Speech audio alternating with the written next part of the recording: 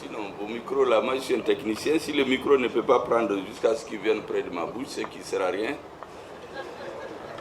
Il doit pouvoir capter les sons à 1 mètre et quelques.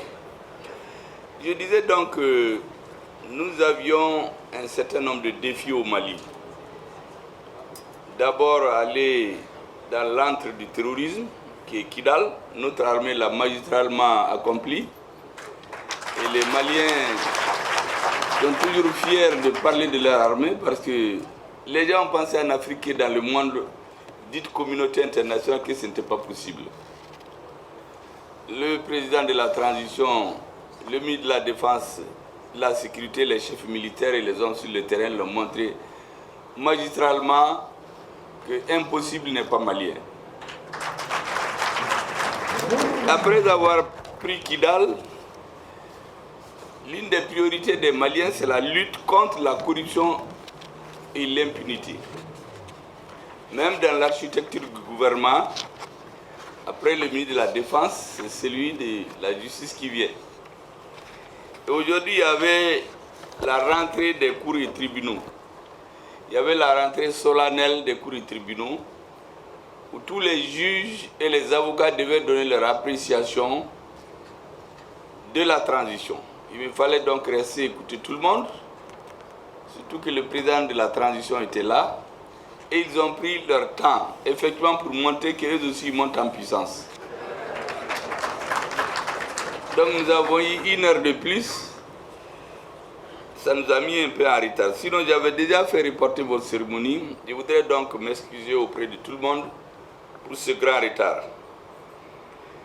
Remercier les ministres aussi qui ont pris de leur temps, laisser toutes leurs occupations pour venir manifester leur solidarité vis-à-vis de leurs collègues. C'est extrêmement important dans notre équipe pour montrer la solidarité gouvernementale. C'est aussi un aspect. Mesdames et messieurs les ministres, Madame le ministre des Transports du Mali, chers frères du Niger et du Burkina Faso, je l'écoutais très bien. Vous savez, en Afrique, on dit souvent chers frères et amis. Ils sont d'abord nos frères. Vous savez, les amis, on les choisit, mais les frères, on ne les choisit pas. Et ils sont nos voisins. Donc, ils sont nos frères. Je disais chers frères et amis, donc, on peut être amis, mais vous savez, les amis se bagarrent souvent. Mais les frères, là, même quand ils se bagarrent, ils vont se retrouver après. Comme nous, on s'est retrouvés déjà, je suppose qu'on ne se bagarrera jamais. Donc, chers frères du Mali et du Niger et du Burkina Faso, mesdames et messieurs les représentants des organisations internationales représentées au Mali, la BAD, la BOAD, l'UEMOA, le FMI et l'OMS, bien sûr, chers invités, mesdames de la presse, je voudrais à l'entame de mes propos vous adresser au nom de son Excellence le Président de la Transition, le colonel Assimi Goïta, mes sincères félicitations et souhaiter par la même occasion la plus cordiale bienvenue à l'ensemble des participants à la présente cérémonie d'ouverture au bord du majestueux fleuve Djoliba, capitale du Mali, avec son hospitalité légendaire. Souhaitez donc heureuse ouverture de votre cérémonie. Votre présence parmi nous, malgré les clichés que certains essaient de donner au Mali, en faisant croire que c'est un pays d'insécurité, un pays de la zone rouge, tous ceux qui sont venus vous avez circulé librement, nous honorent et nous réconfortent. J'ai l'habitude de dire que venir au Mali par ces temps qui courent, malgré la grande campagne médiatique que personne n'entend d'ailleurs sauf ceux qui la disent, venir au Mali, c'est vraiment un acte de solidarité pour nous. Nous apprécions à sa juste valeur. Toute présence internationale chez nous est un acte de foi, un acte de solidarité qui nous honore et nous réconforte. C'est aussi la preuve que le pays qui a une grande histoire, pratiquement beaucoup d'Africains sont très fiers du Mali, Parce qu'en réalité, dans l'histoire, avant que la colonisation ne vienne établir les frontières, le Burkina Faso, le Niger, le Mali, historiquement, c'est les mêmes espaces géographiques. C'est les mêmes peuples qui sont d'ailleurs en avance sur les dirigeants. Aujourd'hui, nous avons eu la chance d'avoir 3 dirigeants qui veulent vibrer au même diapason que les peuples. C'est ce qui explique essentiellement la création de notre organisation commune. Parce que nous avons compris que nous avons le même sort et le même destin. Si vous regardez dans ces 3 pays, les changements de régime, c'est à cause de l'insécurité. Tous les 3 pays, c'est l'insécurité qui est à la base du changement de régime. Les militaires ne se sont pas levés comme ça, par coup de tête, quitter les casernes, venir prendre les pouvoirs. Le cas du Mali que je connais de façon spécifique, c'est pendant des années, les Maliens mouraient par dizaines, on les enterrait dans les fosses communes. On empêchait même que nous achetions des simples lunettes à vision nocturne pour notre armée. A fortiori, des vecteurs aériens. Or, un pays vaste comme le nôtre, si vous n'avez pas de vecteur aérien, vous ne pouvez pas faire la guerre. Et regardez à Néfis, depuis 2012, l'armée n'y a jamais mis pied. Là, s'ils n'avaient pas les vecteurs aériens, ou bien d'autres refusent, ou bien à Kidal, ou ceux qui sont venus sous le couvert de nous aider, sont venus diviser le pays. Par leurs militaires, ils ont créé une enclave où les terroristes sont allés s'organiser pendant 2 ans. Pendant qu'on battait les tambours et les micros au Mali à l'extérieur, les terroristes étaient en train de s'organiser dans le nord du Mali. Ils étaient protégés. Parce que quand l'armée malienne a voulu rentrer à Kidal, c'est ceux qui sont censés, qui disent qu'ils sont venus nous aider, ceux qui ont créé cette enclave, ils ont interdit à notre armée de rentrer à Kidal. Et quand les terroristes ont senti qu'ils sont bien préparés, ils sont descendus au centre. Le centre n'était pas à l'origine dans la munition de la MISMA. Mais vers la fin, tout était concentré sur le centre. Parce qu'en réalité, on voulait que nous oublions le nord pour nous occuper du centre. C'est comme si vous avez mal au doigt et puis au thorax. Vous vous occupez à soigner le thorax en vous disant que vous ne pourrez pas respirer et c'est fini pour vous. En vous disant, le bras, vous aurez le temps de le soigner. Mais en ce temps, on s'est rendu compte de quoi? Il y avait des mines au nord, il y avait un État dans l'État. Au nord, il y avait des mines d'or qui étaient exploitées par des individus qui viennent à Bamako, qui fricotaient avec les responsables politiques, qui ont des maisons ici, des villas, des châteaux, des piscines. Leurs enfants sont dans les grandes écoles ici. Mais pendant qu'ils sèment le terrorisme au nord et au centre, les enfants n'étudient pas à Kidal. Les camps de réfugiés sont pleins d'Arabes et de Touaregs. Mais eux, ils sont là à Bamako. Ils vont chez le président sans rendez-vous. Ils sortent avec des sacs et des valises d'argent. Ils sont dans des commissions, 3 à 4 commissions. Certains ont des salaires plus élevés que celui du président de la transition, du président de la République. C'est le sort qu'on avait réservé au Mali. En attendant ce que j'appelle le réveil douloureux de la désintégration de notre pays et de l'Afrique. Si vous vous rappelez, le terrorisme, c'était au nord du Mali.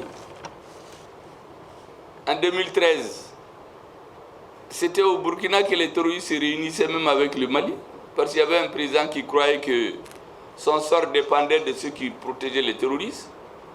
Mais le terrorisme allait au Burkina, c'est allé en Côte d'Ivoire, c'est allé au Togo, c'est allé au Ghana. Récemment, d'ailleurs, j'ai entendu le haut représentant pour les affaires étrangères de l'Union européenne, Joseph Borrell, donner 600 millions de dollars d'euros au Ghana, à peu près 40 milliards. Vous savez pourquoi? Ce n'est pas pour lutter contre les inondations qui ont eu lieu là-bas il y a quelques mois, ni pour faire des routes et des écoles, c'est pour acheter des armes. Ils disent que c'est pour lutter contre la corruption, mais qui amène contre le terrorisme. Mais qui amène le terrorisme? Mais ce sont eux. Ils vous donnent de l'argent, vous achetez les armes chez eux, On vous donne des faux experts qui sont supposés être venus vous aider, qui aident à répandre le terrorisme dans votre pays. Et dans 20, 30, 40 ans, les populations africaines vont dire mais leurs armées ne valent rien. Ils vont confier leur sécurité à l'ex-colonisateur. C'était ça le schéma qui était tracé. Nous avons vite compris au Mali. Les Maliens se sont levés, ils disent qu'ils ne sont plus d'accord que des terroristes viennent détruire 140, 150 personnes dans un village. Le président va, il pleure, il menace les militaires, il vient. Alors que les militaires, ce n'est pas eux qui achètent les armes. Je vous disais tout de suite que des gens meurent, des avions sont là. Nous voulons prendre des avions pour amener des secours à nos militaires. L'aménagement et Barkhane disent qu'ils ne sont pas venus pour faire la guerre. Et donc on tue tous les militaires et on les enterre dans une fosse commune. On attend le prochain décès. À un moment donné, le peuple malien s'est levé, il a dit qu'il n'est plus d'accord avec ça. On sort de l'argent du trésor pour acheter des hélicoptères, des avions. L'argent disparaît, il n'y a ni hélicoptère ni avion. Quand les Maliens se sont soulevés, pendant des mois, l'armée a dit ça suffit. Et les militaires sont venus aider les Maliens à reprendre leur destin en main. Ce n'est pas compliqué. Il n'y a rien d'autre au Mali que ça. Et quand ces militaires ont pris leur destin en main, certains auraient voulu qu'ils aillent se confier à eux. Si c'était confié à eux, je vous assure qu'il n'y aurait pas tout ce bruit-là autour du Mali. La preuve, c'est qu'il y a des pays où il y a eu un coup d'État. Mais on ne nous a pas dit qu'il y a des sanctions. On nous a dit qu'on suit avec attention ce qui se passe dans ces pays. Mais quand il y a eu le coup d'État au Niger, on a fait une réunion de défense. Et dans un autre pays, on dit qu'on suit seulement avec attention. Oui, les deux poids, deux mesures. Ou bien des présidents de la CEDEAO qui vont dans une réunion internationale et disent qu'ils ne prennent pas de photos avec le président du Mali ou celui du Niger au motif que c'est des militaires. Mais les militaires, c'est des citoyens habillés en tenue militaire, c'est tout. Le même président, moins de quelques semaines après, il va dans un autre pays avec un autre militaire, il fait des selfies. Il multiplie, il fait en veste, il fait en pipao et il met sur les réseaux. Mais c'est avec un militaire. Mais celui qui a commandé ça auprès de lui, il ne va plus le respecter. C'est ce qui leur fait dire que les Africains, ça c'est les propos du ministre des Affaires étrangères de l'Union européenne, Joseph Borrell. Il dit que les Africains sont légers, on peut les manipuler comme on veut. Donc eux, ils ne sont pas inquiets. Tôt ou tard, ils vont revenir. C'est ce qu'ils disent chez eux. Dans leurs réunions, c'est tous les jours ce qu'ils disent. Les militaires français vont devant leur Sénat, ils disent non, vous savez, le Niger et le Mali et le Burkina nous ont échappé parce qu'on ne donnait pas de bourses aux militaires. Il faut désormais donner des bourses pour que les militaires viennent chez nous. Ça, c'est la semaine passée. Ils ont donné 30 bourses qu'ils vont endoctriner et retourner dans leur pays. S'ils ne sont pas contents, ils les renversent. Est-ce que vous imaginez combien les gens ne considèrent pas les Africains? Un militaire qui va devant les Sénats, ce que je vous dis là, c'est authentique et ce n'est pas de la propagande. Il leur dit que ce qui est arrivé au Niger, au Burkina et au Mali, c'est parce qu'on a diminué le nombre de bourses qu'on donne aux militaires. Donc il faut augmenter. Ils ont donné immédiatement 30 bourses pour que les militaires aillent chez eux. Mais ça, c'est quoi ça? Comme si nous, on n'est pas capable. Et puis les militaires là, les gens croient que ce sont des... Les militaires, je dis, c'est des civils habillés en tenue militaire, c'est tout. Qui sont dans une fonction qui est la plus dangereuse. C'est la seule fonction où tu vas, où on peut te dire d'aller là où tu peux mourir. Et tu ne peux pas dire non à ton chef. Et l'armée malienne est l'une des rares dans le monde, dans l'histoire, d'un pays occupé. Des militaires s'organisent. Ils s'allient avec la frange consciente de la société. Ils font la guerre. Ils meurent. Ils s'équipent. Ils s'entraînent. Et ils gagnent contre le terrorisme.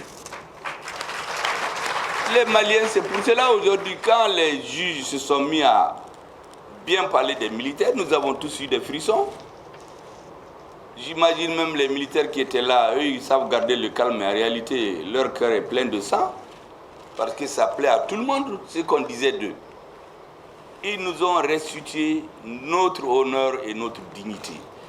Et toute l'Afrique est en train de regarder le Mali aujourd'hui. Toute l'Afrique. Nous avons l'obligation de réussir. Et cette réunion internationale, elle vient après 3 grandes réunions. Nous avons eu ici la réunion internationale des ministres de l'économie et des finances de l'AES, il y a une semaine.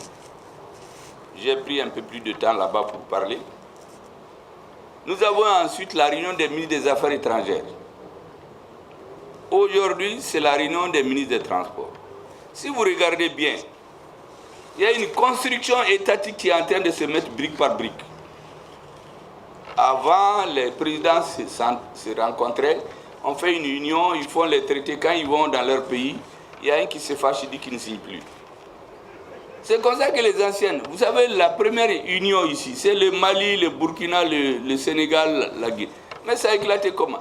Est-ce que vous savez, souvent, un président est retourné chez lui, on lui a dit de ne pas signer, il dit qu'il ne signe plus.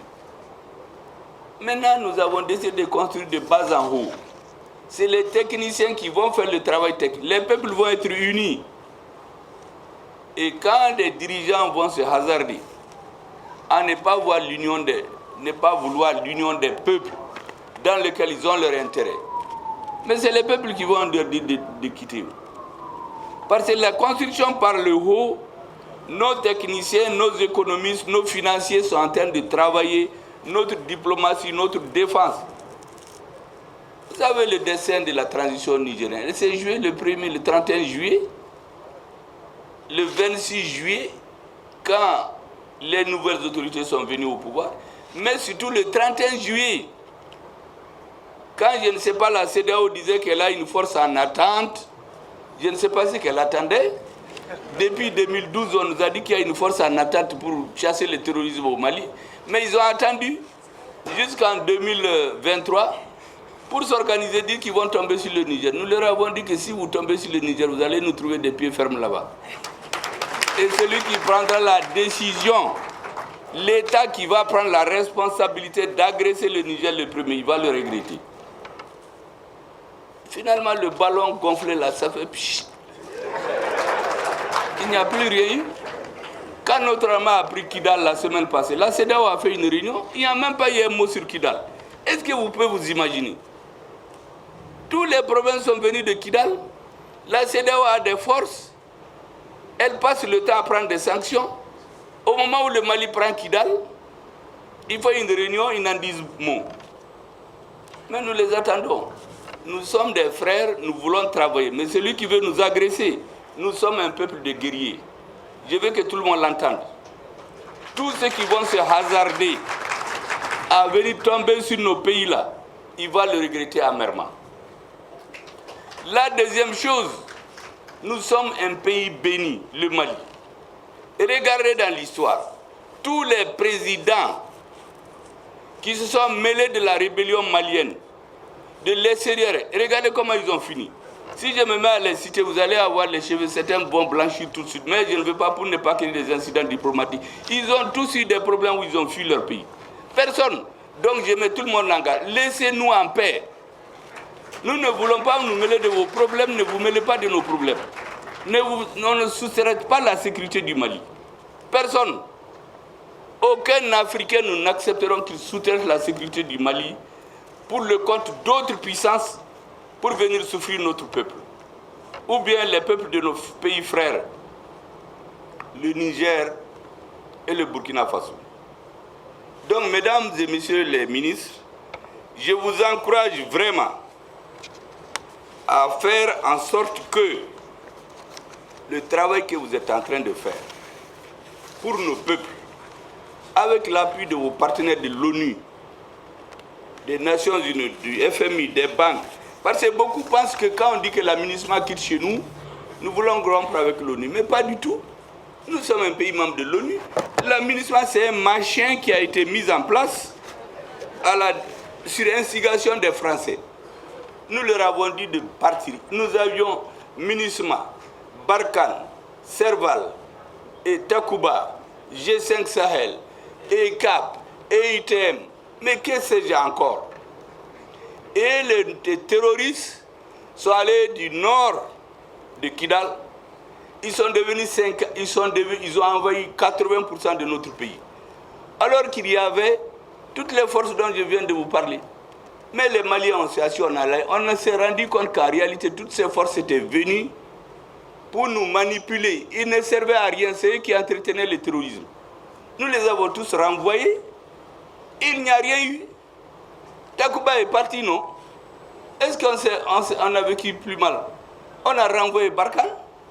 Et G5 Sahel, lui, il est mort de sa belle mort avant-hier. Paix à son âme. Et vous savez comment cette mort est venue? C'est un président qui s'est mis à agresser le Mali. Et il n'a pas regretté, je vous ai dit.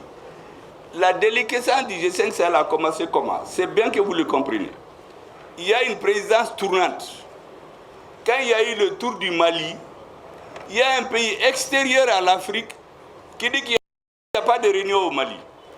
Et il a manipulé les autres qui disent qu'ils ne viennent pas. Le Mali leur a dit, c'est très clair. Si nous sommes là-dedans, là, ce n'est pas un pays extra-africain qui va décider si on tient ou non les sommets. On vous donne un délai. Si on ne tient pas le sommet, le Mali sort.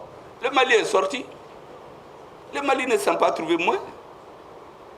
Après, nos amis du Burkina et du Niger, nos frères, ils sont sortis. Et l'autre est mort de sa belle mort maintenant. Paix à son âme, les présidents, les autres, là, eux-mêmes, ils ont signé l'acte de décès hier, je crois. Bon, nous allons classer cet acte de décès. Et notre pays ne va pas souffrir plus. Parce que ce G5 Sahel, là, c'est un machin. C'est exactement, pour ceux qui connaissent l'histoire, c'est la carte de l'OSRS, l'Organisation des États communs du Sahara. C'est un État qui a été créé en France en 1957, le 10 octobre. Cette loi n'est pas encore abrogée. C'est une partie de la Mauritanie, une partie du Mali, du Burkina, du Niger, du Tchad. Seule l'Algérie, ils n'ont pas pu couper le sud de l'Algérie. C'est ce machin-là qu'on nous a présenté, G5 Sahel. Ce sont les Français. Est-ce que vous vous rappelez, en décembre, quand Macron est sorti pour menacer nos présidents de venir à Paris pour signer qu'ils sont d'accord pour le G5 Sahel. Mais ça trouvait que le G5 Sahel était déjà là. Il est allé au sommet de l'OTAN. Les autres lui ont dit, mais est-ce que vous avez une base légale? Mais il n'en avait pas. Maintenant, pour avoir la base légale, il sort, France 24 le montre, il menace nos présidents qui se mettent à trembler des deux pieds. Il voit à Pau, et puis il signe. Il dit maintenant il a l'autorisation. Mais ça sert à quoi? Ça ne sert strictement à rien.